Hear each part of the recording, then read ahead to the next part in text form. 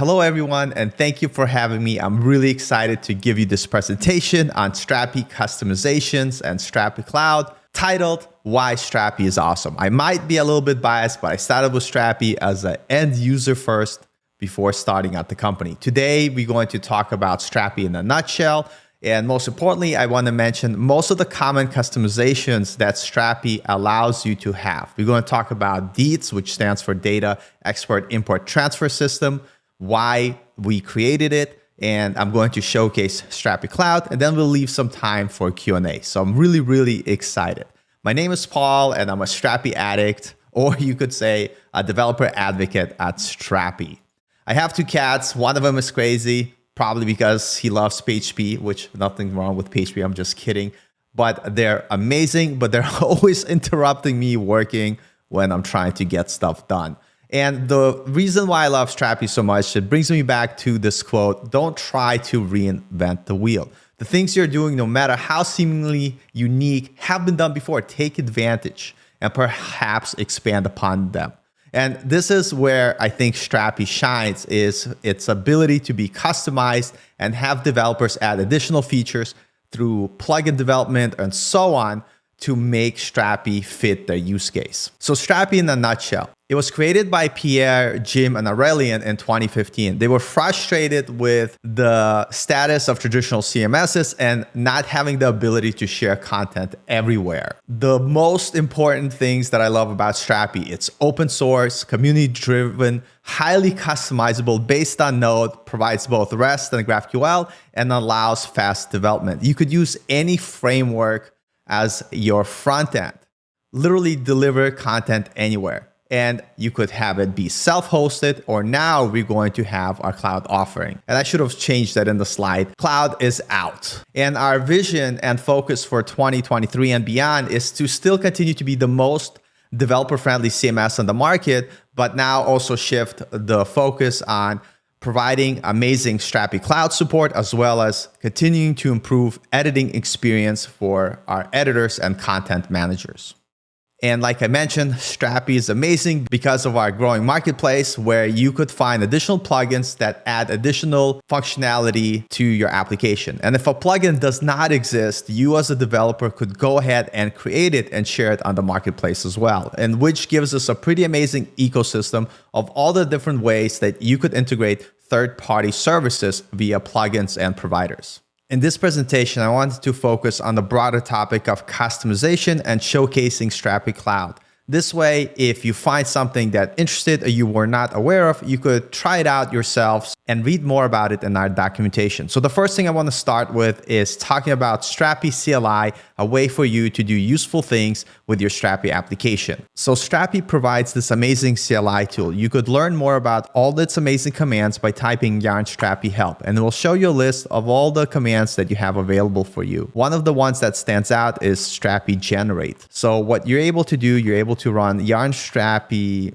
generate, which will allow you to easily scaffold things. You could easily create controllers, content types, even scaffold complete plugins, policies, middlewares, and services. So if I wanted to create a policy, I would have just clicked policy, give it a name, test policy, click enter. Where do I want to create it? Do I want to create it in a root of the project, of an existing API, or in an existing plugin? I'm going to go ahead and create it at the root, and we'll go ahead and create that folder for us. And within our code editor, we could go ahead and see that it created a policies root folder for us with our test policy that we created, including the example. So I think this is very useful, and I suggest you play around with the tool and check it out, all the different things you could generate.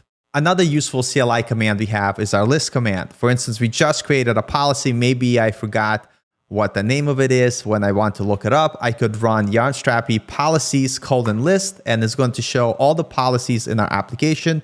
And here we see our global policy that just created called test policy. And then I have another policy that checks if the user is the author of the article that they wrote, which we'll take a look in a little bit. And you could do the same thing for routes, middlewares, content types, hooks, services, and controllers. So another example, we could do yarn Strapi, let's say controllers, and then we'll list all of our controllers that we have in our applications. There's lots of other commands, but the last one I want to show you today is yarn Strapi console, which will allow you to run Strapi with a interactive console while your application running. This way, in real time, you could look things up in your Strapi application. You could even see the whole API that's available to you by typing Strapi. There's definitely a lot here to take in, and I definitely suggest playing around with it. But if you're looking for everything that's possibly exists in the Strapi API, you could find it within the console. You could also do strapi.api, which is going to be the APIs that you created inside your API folder. So here we could see my categories content type, you see my article content type, you see my about page, and so on.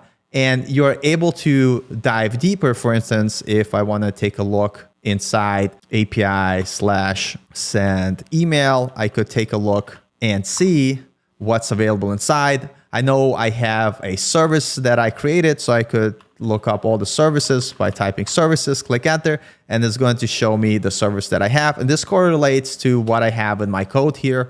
So if we go under source API, we see my send emails, and here's my send email service that basically allows me to send my email. So play around with Strapi console and explore all the different things that you can do. I'll make sure to share some links with you where you could find additional resources in the documentation. So the superpower of Strapi is the fact that it's highly customizable. You could do so many customizations from requests, routes, policies, middlewares, controller services, model responses, and webhooks. Way too much stuff to cover in one video, but I do want to showcase my demo application that I have created to show you some of these customizations and to hopefully give you some ideas of what you can do. And you could always reference this documentation page that I will make sure to provide in the notes. So here I have my basic Strapi application. It's basically a blog. I have my articles content types. I'm utilizing our dynamic zones to allow our content editors to dynamically choose the content that they would like to display. We have our categories and our users, which are our authors of our articles. And the first thing I wanted to do is to add functionality where I'm able to find an individual article by a slug. Currently, that's not something you get out of the box. You're able to find it by ID, but not the slug. So let's see this in action, and then I'll show you what I did to create the functionality. First thing I'm going to do is go into settings, go into API tokens, and I'm going to use my token to make an authorized request. So typically you could make all your endpoints public, but let's say you just want people to be able to see your content from a website that you want publicly available. So you could create a read-only API token, make it custom, and I'm going to make sure that I have the ability to find by slug, find one, or find many, and also have to make sure I have permissions to get my user information. I'm going to make sure that I regenerate my token, copy it to use it in my request, and save. Now, if you take a look here, if you've used Strapi before and you look at the public, currently there's no permissions to access this information without providing the token. So if you just go into the URL to try to get the data, you won't be able to do it. You would have to do it from the website where I'm able to use the token. So let's see this in action in Insomnia. So if I just try to make this request without the bearer token, I'm going to get forbidden error. So let's go ahead and provide the valid token, and I'm able to click send and get the data. And as you can see here, I'm hitting my endpoint articles, find by slug, and I'm passing a slug to get the data. So let's look in code how I accomplish this. So inside our code editor, under source, under API, under articles, if we take a look inside our controllers, we have our articles.js file. If we take a look here I am defining a custom controller, which will get the params. It will call our Strapi entity service to find many, and I'm passing the query where I'm asking, make sure you filter by the slug and return that data. We sanitize that data and return it back to us. Now, by itself, this controller would not work. So what you have to do is you have to define a route that will trigger this controller once you land on it. So after creating my controller, I went ahead and created a route. In order to create custom routes, you would have to make a separate file. I decided to call this route.js. If you go inside here, I'm defining my route. We're using get method. We're defining the URL or the path that will trigger our handler, which is our controller. I'm also creating a middleware that I pass inside this config object to create additional action that I want to happen when someone hits this endpoint. If you're looking to learn more, you could check out our documentation under the controllers, and we'll show you a couple of different things you could do. You could create a complete brand new controller. You could wrap a controller, or you could replace an action altogether. What we recommend, if instead of replacing, is go ahead and define your own controller. This will make it easier if in the future you're migrating or updating, you're not overriding pre-existing core controllers that are available to you. So before I show you the simple implementation of my middleware and why I'm using it, in Strapi v4, you're able to have granular control to what data you get back through our population and field selection flags. You could read more about it in our documentation. There's an amazing blog post written by Kellen that I will also add to the notes here, where he shows how to use route-based middleware to handle default population with query logic. So the problem is when you're starting out, by default, all your population structure needs to be defined and sent on each client-side request. If you've never done this before, a lot of times you're writing your population logic using LHS bracket syntax. You can't fix this by using a QS library that allows you to write this in a object notation that, in my opinion, is more human readable. But what if you could, instead of sending these queries from your front end,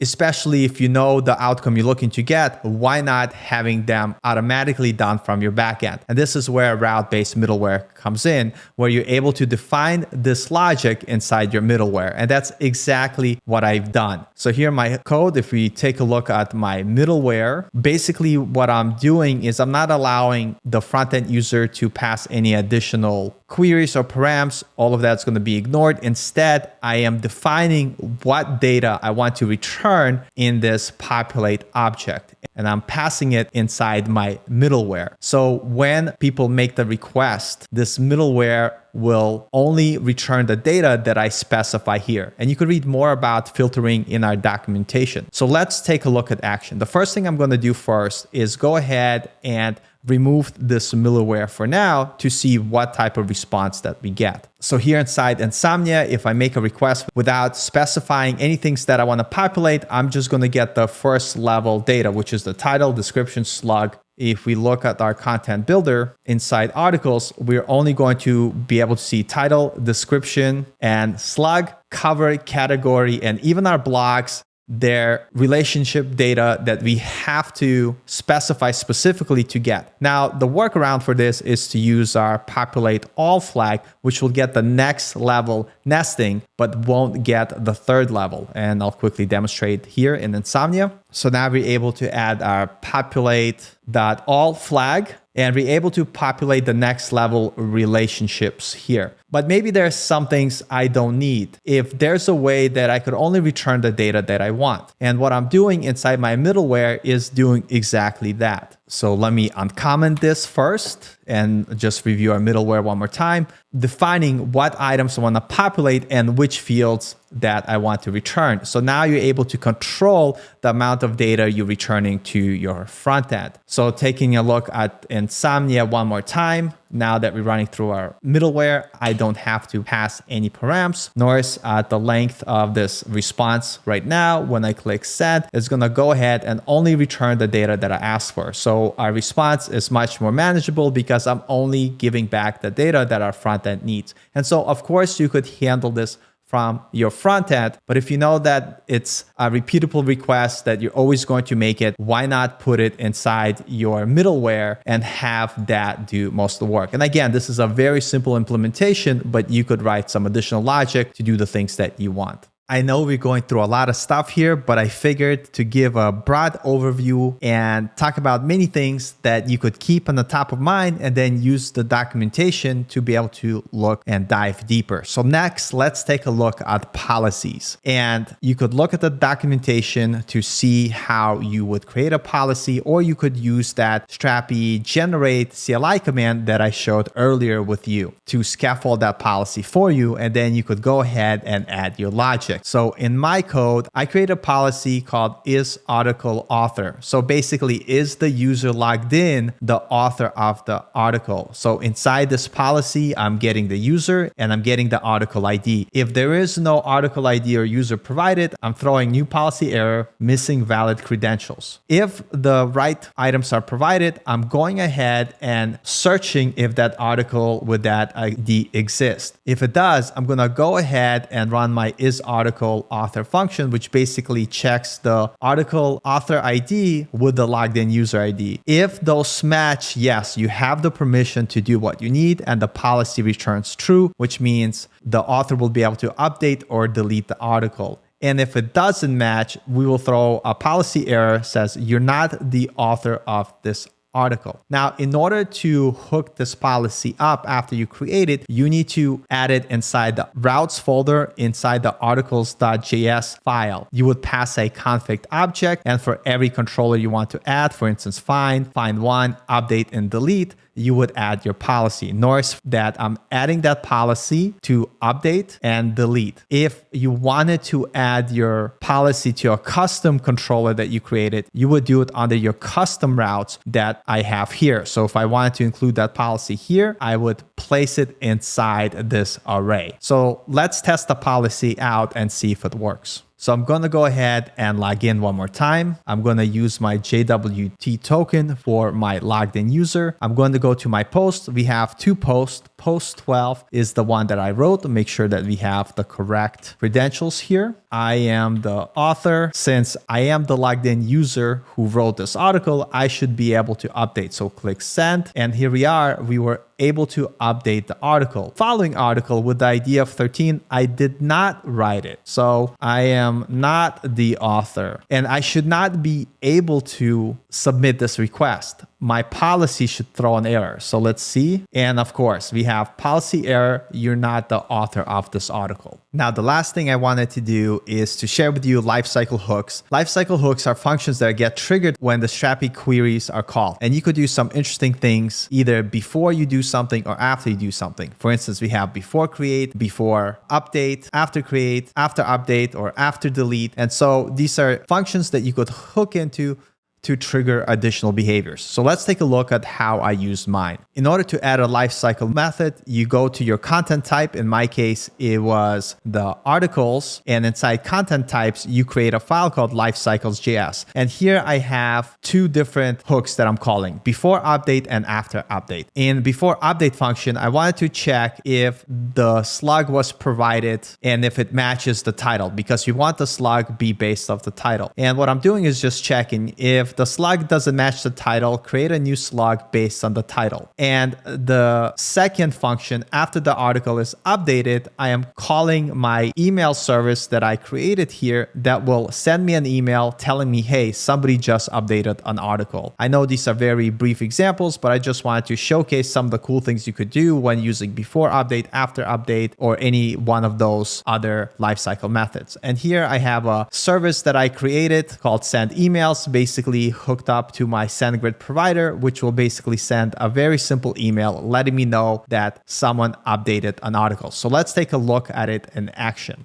I want to update this article. And typically you need to provide a slug, right? I need to have a slug provided here. And the slug should match or at least be based on the title. So if I do blah, what happens when I click send, notice that the title is I'm not the author, even though I provided blah. In my return response, you see I'm not the author, but you also see the correct slug. I'm not the author. So basically this was handled by before update. It checked the slug and the title. Do they match? If not, it will go ahead and make the appropriate slug. This also works if there is no slug provided. So before update will check.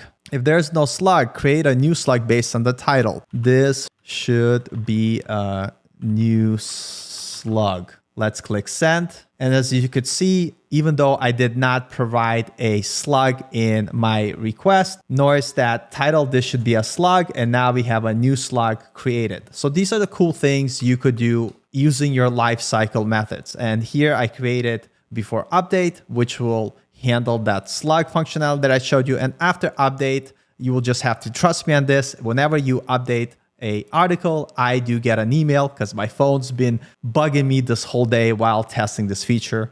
Article has been updated. There it is. All right, now the fun part. Let's talk about Strapi Cloud. It's out now. You could learn more by going strapi.io/cloud, click on request trial. I already have an account, so I'm able to create a project. Let's go ahead and do that. I'm going to click create new project. You could pick the plan. We decided to start with our mid-tier plan, which is $99 a month. I believe you do get a 7-day free trial. You click next, and here it's going to ask you to select your project that you would usually pick from your GitHub repo. So I have this cloud blog demo site that I'm going to deploy. Back in my Strapi Cloud account, I'm going to search for that repo, click next. It's going to deploy from the main branch. I have my credentials, click create, and it's going to go ahead and start deploying our project. Now, while this is deploying and taking some time, we'll check in with this in just a minute. I want to talk about our DEITS feature, which is data export, import, transfer system. And why this is important, because it's going to make the migration process and moving data across environments much easier. If you migrated from version Strapi 3 to 4, you know that the migration process was very difficult, especially when it came to data migration. And the goal of DEITS is to alleviate this process. I'm going to show you a quick example here on my local app first. So here's my Strapi blog here. And what I want to do is I want to take the data that I have here and save it to local files. We could run yarn Strapi help export, which is going to show us some options that we could pass. We're going to do a very simple export of our data and save it locally to our disk. So I'm going to run yarn Strapi export without any encryption. We're going to save it to file, which is going to be called export no encrypt. What this is going to do is going to go ahead and take and export all my data. And here you could see all the files that are exported locally to my computer. So if I start my project right now, and we go to our local host, here we are, and I refresh, I had data here that I just exported. Now, what I'm going to do is I'm going to go ahead and delete everything just to kind of show you this. Delete categories, delete everything, delete our, well, we didn't have any users. So I deleted all the files about, let's delete our about entry. Sounds good. Let's delete all of our global stuff. So I just deleted all the items that I had. Thankfully, I did just recently export them. So now we're going to go ahead and use our import feature to import that data back. And similar to our previous command, let me stop the server here. We're going to run yarn Strapi help import, and it's going to show us different flags that we have available here. Now, I'm going to import the same data that we just exported by running yarn Strapi import, the file flag, and the name of the file that we created. Go ahead, click enter. This is going to overwrite and delete our database. Sounds good. And now this went ahead and imported all the items. So if we take a look now where we didn't have anything before, go back to our content manager and refresh. Of course, you need to start Strapi. Don't forget to do that. Let's do yarn develop. Fantastic. It's going to get going. And let's refresh. Awesome. And notice we have all our items back again. So this is another way where you could export, import data locally and move it across environments. But if you want to push something to another instance of Strapi, we need to use our transfer protocol, which is part of DEITS. Currently, we have the push. And in the next release, Strapi 4.9, which should be coming up in a month or so, we're going to have the pull, ability to pull data.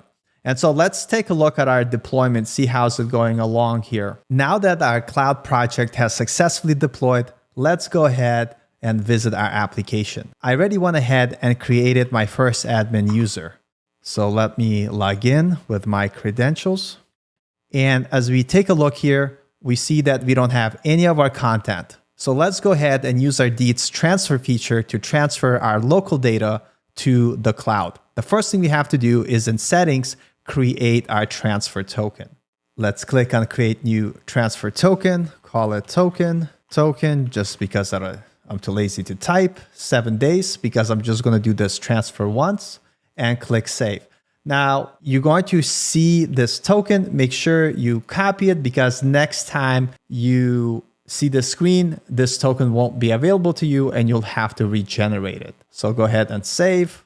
Notice the token disappears for us. So I hope you saved it in a good spot. So in our terminal, let's run yarn strapi help transfer to see our options. As you could see, we have two important flags. We need to provide the destination URL and then the token. So let's start by doing yarn strapi transfer and let's do --2. That's going to be your cloud URL, including the /admin. Let's copy and paste it.